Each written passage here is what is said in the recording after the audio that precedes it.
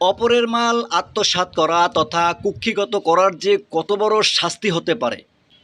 হজরত ওমর রাদিয়াল্লাহু তাআলা আনহু বলেন, খায়বারের যুদ্ধের পরে সাহাবীদের একটি দল বাড়ি ফিরছিল।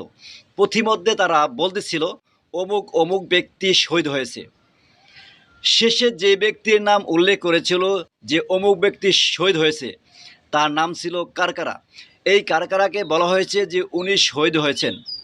এই কথা শুনে রাসূল সাল্লাল্লাহু আলাইহি সাল্লাম বললেন, কখনো না, কারণ আমি তাকে জাহান্নামে দেখেছি। এই ব্যক্তি যুদ্ধ করে শহীদ হওয়ার পরও তাকে জাহান্নামে দেখার কারণ হচ্ছে, এই ব্যক্তির কাছে রাসূল সাল্লাল্লাহু আলাইহি সাল্লামের গনিমতের মালের দায়িত্ব ছিল। অর্থাৎ এই ব্যক্তি রাসূল সাল্লাল্লাহু আলাইহি সাল্লামের গনিমতের মাল দেখাশোনা করত।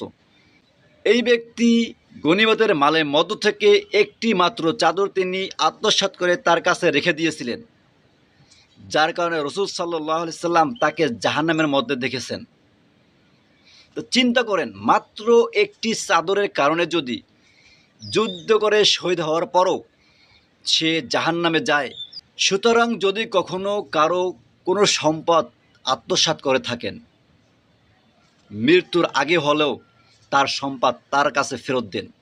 কারণ এই সম্পদের কারণে আপনি যত বড় নামাজি হন না কেন, হাজি হন না কেন, আপনি যতই ভালো কাজ করেন না কেন, এই আত্মসাৎ করার কারণে আপনাকে জাহান্নামে যেতে হবে।